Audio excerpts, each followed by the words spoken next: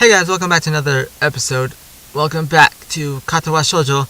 This is part 2, and we just met Shizune, the class representative. I think that's what. And let's start it off from here. I don't know how to make a good impression of a girl's voice, but we're gonna try. Let's just get this over with. Gosh, I don't know. This is kind of awkward for me. Okay, we'll just get that, but I'll do it. I'll do it next. Okay. What? I'm caught off guard by her laughter. It's nice to meet you too, but I'm not Hakamichi. I'm Misha. This is Hakamichi Shi-chan. Giggling, Misha points to the girl next to her, the one I saw using sign language before. Looks like she has been staring at me this whole time. She nods once nonchalantly to show that she acknowledges my presence. But only barely. She has short, yet carefully, neatly brushed hair.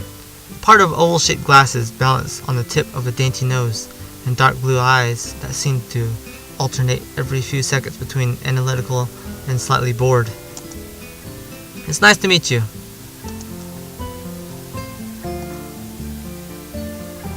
She immediately looks at Misha, who smiles and makes a few quick gestures with her hands.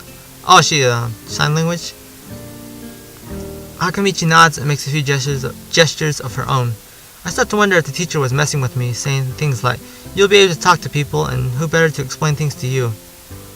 I can see you're a little confused, right? But I don't understand why you would think I was Shi-chan. Shi-chan is deaf, so I'm the person who translates things back and forth with her. I'm like an interpreter. She says it's nice to meet you too. You're the new student, aren't you? Well, Shi-chan, of course he is. Well, Shi-chan, of course he is. If he wasn't, he would have been standing up there for no reason, right? Right?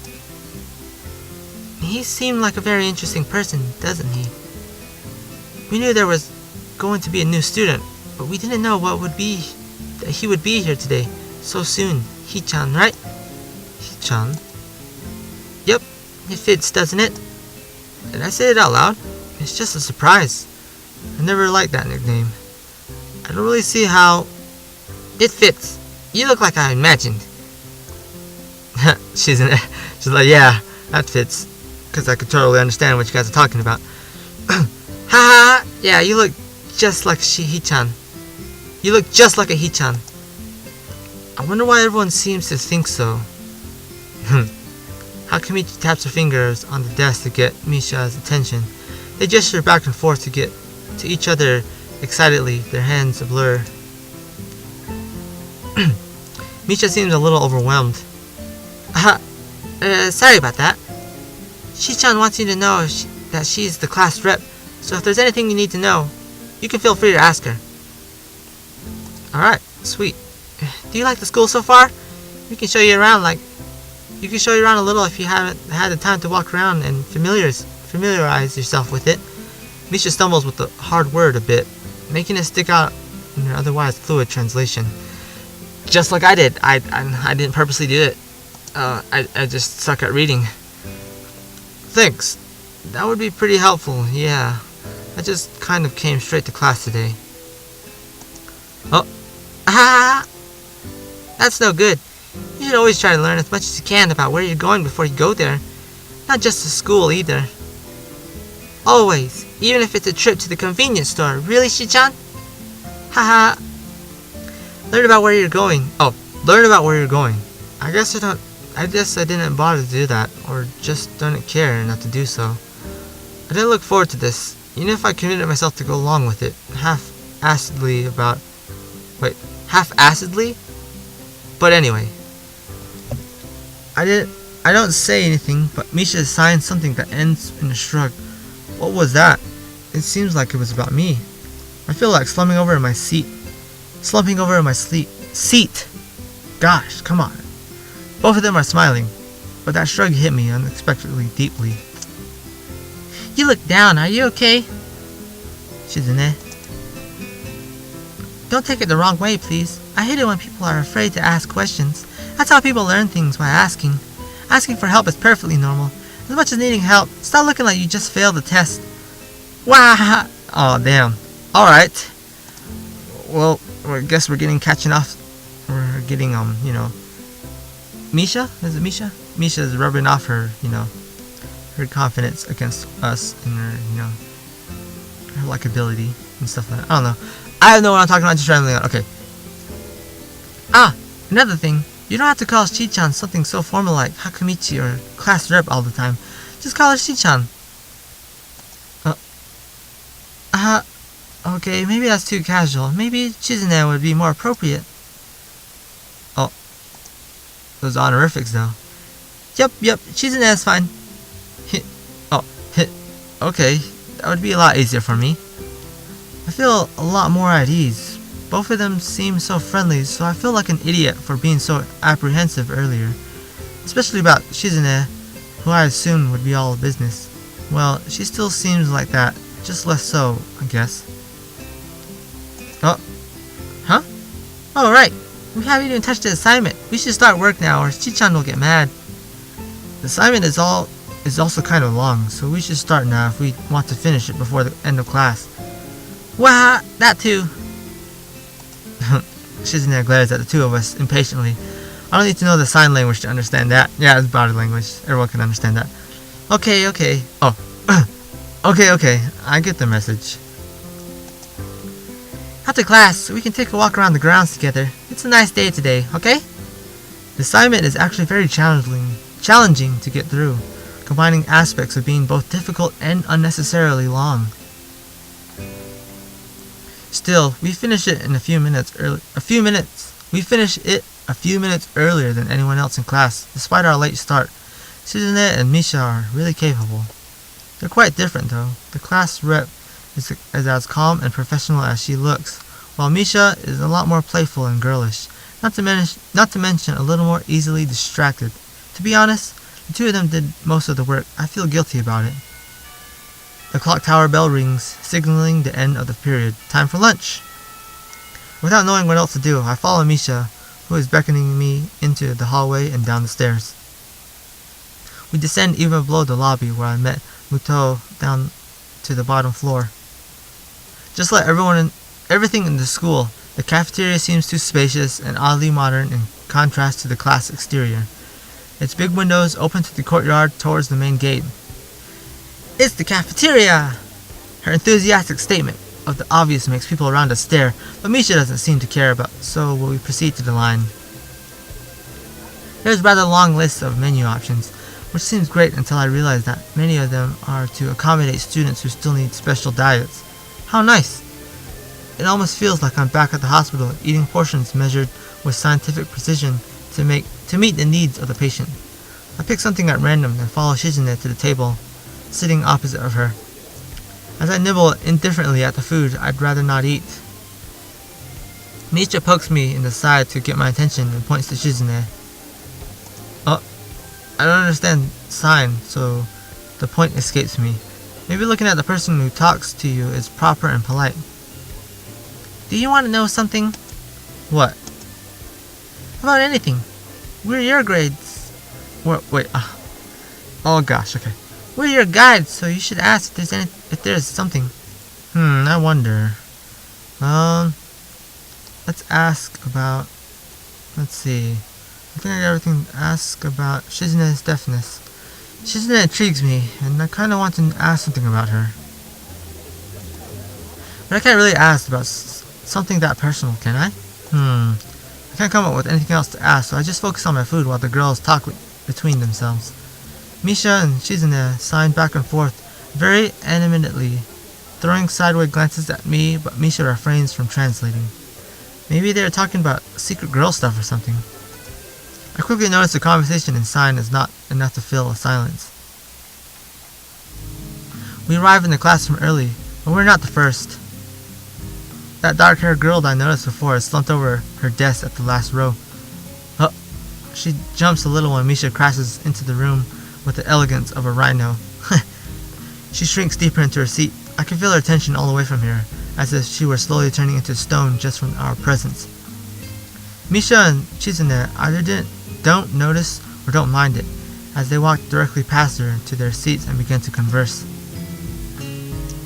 I'm left wondering about her, even when the classroom slowly fills with other students and finally the teacher. Getting into the rhythm of school feels strange. It's as if my brain remembers how this is done, but my body doesn't.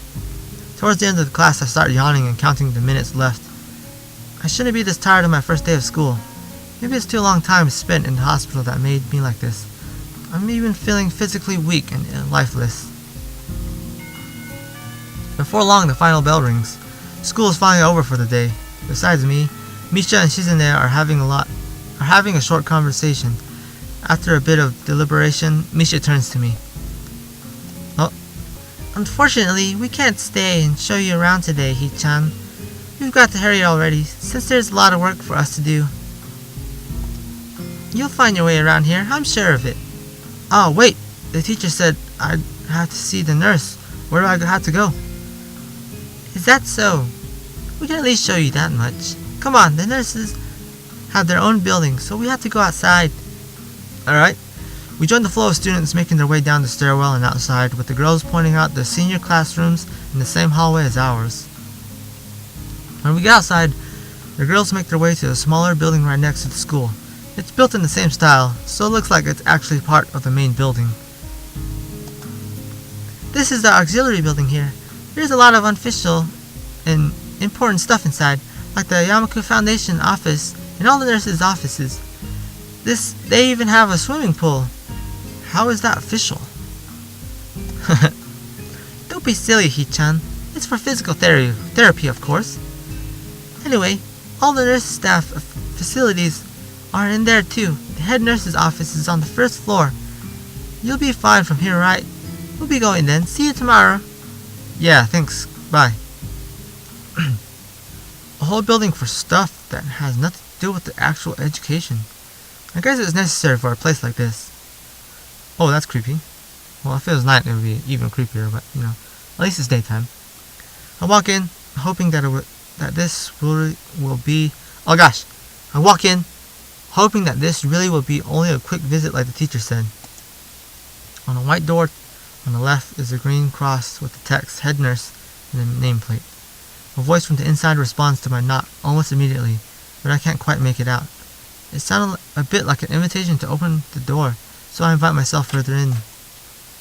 The room is not large and it smells strange. A friendly-looking man turns around his office chair to face me as I enter. His desk is neat and tidy, but the bin under the table is overflowing with used medical utensils, and there are at least 7 coffee cup rings lingering on the desk. His face. Smiling man. "Hello there. What can I do for you today?" He is a young-looking and sort of rugged, but the dimples on his cheek wash that impression away when he smiles. Are you the nurse?"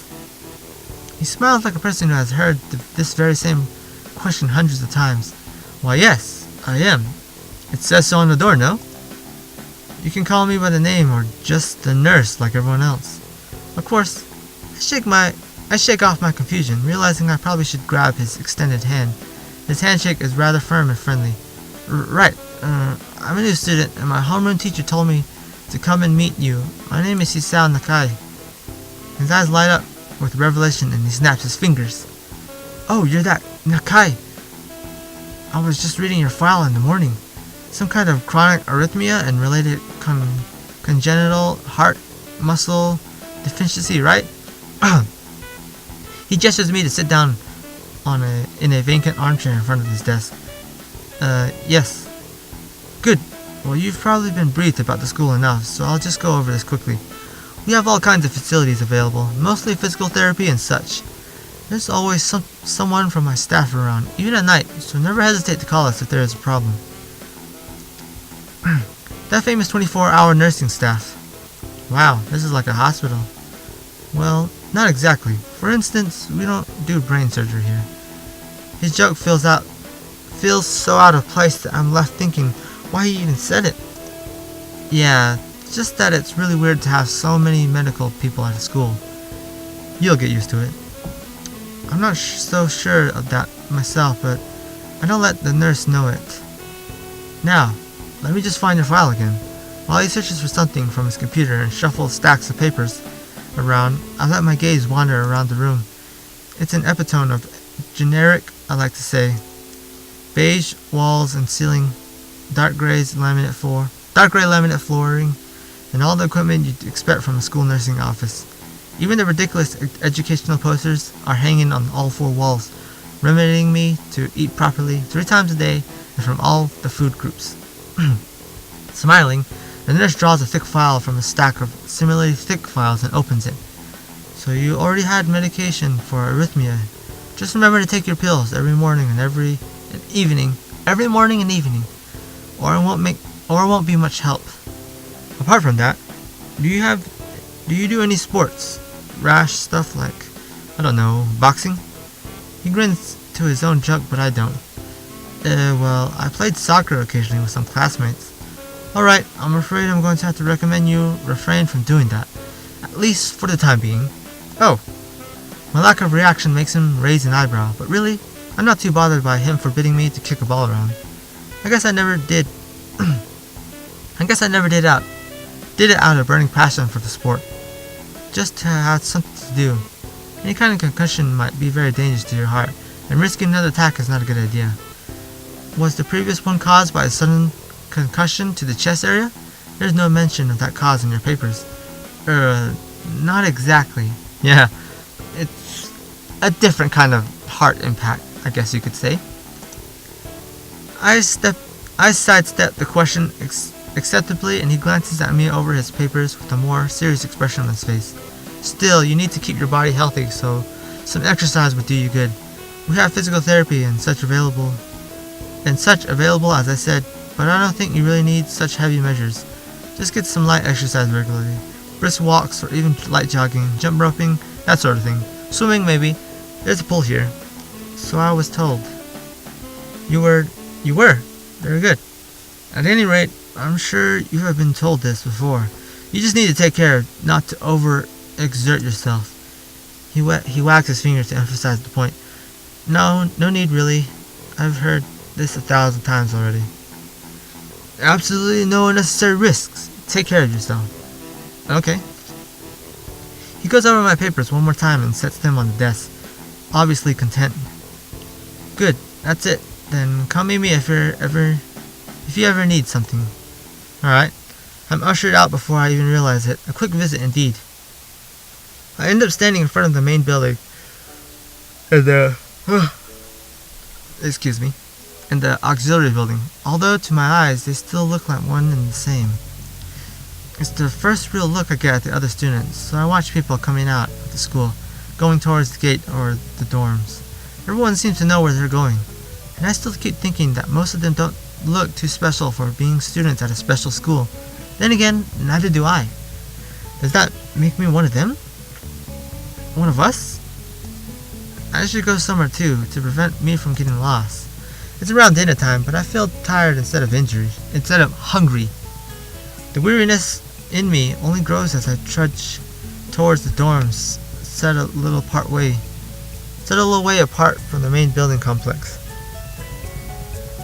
There is a garden of sorts between the school and the dorms, shrubbery, flowers, and that overbearing smell of fresh cut grass that fills the atmosphere. It dawns on my tired mind that the smell feels novel because I haven't been outside at all for so long. The dorm building is big and made of red brick. Like the others, it feels way too pompous for what it is, so I push forward, going inside. It takes more than necessary to fish out the key I was given from my pocket. Room 119. Despite the ornate exterior, the inside of the dorm is fairly new, functional, and boring. Just like the main building, the halls and the doors are wide and accommodative. Wheelchairs, the same goes for the elevators at the end of the hallways.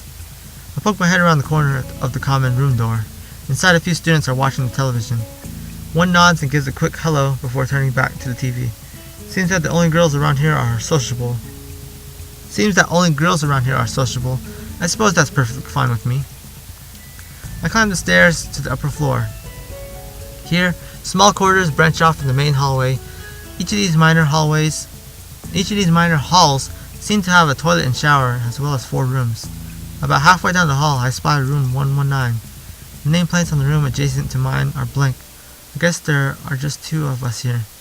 Light shines from below the door of room 117, so I knock lightly. Hello? Is anyone home? From inside I heard a few movements, then the clicking of way more locks than I thought these doors had. After a moment the doors clicked open. Oh gosh, I skipped it. I don't know what he said. Who is it? No, I should have a different dialogue. I'm gonna have different dialogues for everyone. Blind. Not at the least, not completely. Why would he have eyeglasses if he was? He leans closer to me until our noses are almost touching. His breath stinks of garlic. Hisao Nakai. I'm moving into the next room. I thought I should introduce my... His face suddenly brightens in realization, and he stands back upright, thrusting his hand out in a smiling greeting, almost straight to my diaphragm. Oh, what's up, dude? The name's Kenji. Hi. Well, I don't think that kind of... I take Kenji's sweaty hand and shake it. Sweaty hand. I'm still a little rattled by the sudden change of attitude and vehement. There were some suspicious-looking people going in and out of your room earlier. Okay, that is a weird voice. Okay. It was probably my parents. Your parents? You sure? Because they could have gone some other people too. You can't judge a book by its cover. Okay, I don't know. I'm trying to make this voice, but it's just coming out slightly southern accent. His out of place proverb is left hanging between us awkwardly as I try to think of some way to respond. I'd say the chances are high enough. He shudders and makes some exaggerated hand gestures. You're a brave man, Hisao. Me? I don't think I could trust the chances. The only one I trust is myself. Okay, why am I making that accent? Why? I need to change it. Okay. Does that mean I shouldn't get to know you either? He thinks about this for a while. A wise decision. Damn, you are smarter than you look. Probably. What do you look like? I hope not smart.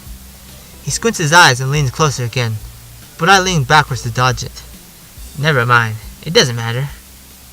With that, he turns, fumbles around for a moment in search of the door handle, and shuts the door behind him. I slide the key into the lock of the door marked 119. Bleak beige walls, white linen, a desk made of some type of light wool, ugly curtains. It's no one's room impersonal like my hospital room was.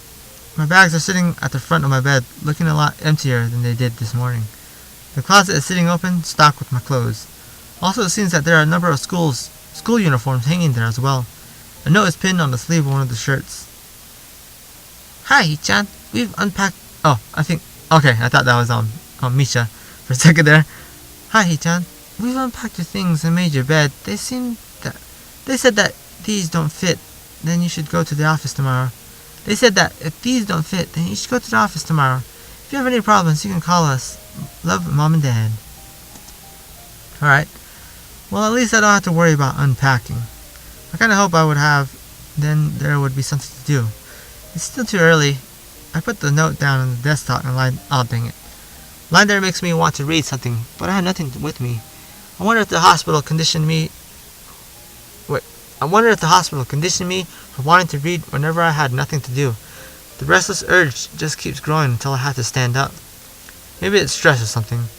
I was pretty nervous about it before coming in for the entire day today too, so I still am, I think. Damn. I have to distract myself somehow, so I won't be this unnatural all the time. Tomorrow I'll go borrow some books from the library. Yeah, I'll do that. But for now, the bottles of medication neatly arranged on my night table catch my eye. I pick up one and shake it just to hear the contents rattle inside, and then read the glued-on pharmacy label. Hisao Nakai, 2 tablets daily to stay alive. Dang, that's pretty straightforward. That's kind of rude too as well. Like, what? 2 pills to stay alive a day? You don't take your pills. One day, it's gonna be gone. You'll be a gunner. No, sorry. Okay. It doesn't really say that, but it doesn't really say that, but it could just as well. It's kind of twisted having your life dependent on chemicals like this. I resent it a little, but what choice do I have? What a sigh. I begin my new daily ritual of taking the right number of pills from each bottle, being careful to check the correct dosages. I lie down again, feeling hollow and uncertain, and after that I keep staring at the blank, unfamiliar ceiling for a long time. Oh, he's been in there for the whole entire room. Or the whole entire day, whole entire room. It doesn't start looking any more familiar, not even after darkness falls and long shadows draw across my room like fingers. The sheets feel slightly more comfortable, warm and nest-like against the chill that passes for room temperature here. So the lighter shade of darkness that is the ceiling looks like every ceiling does that. Night, and it becomes the only thing I recognize anymore. The night beckons me to sleep, and I feel the coldness of unfamiliarity and fear creeping upon my spine once again. I keep drifting further away from the world I knew.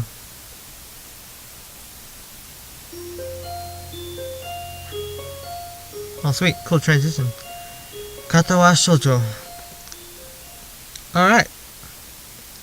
Well, that was a nice transition. I'm guessing we could probably end it there. I'm sorry I had to leave it here.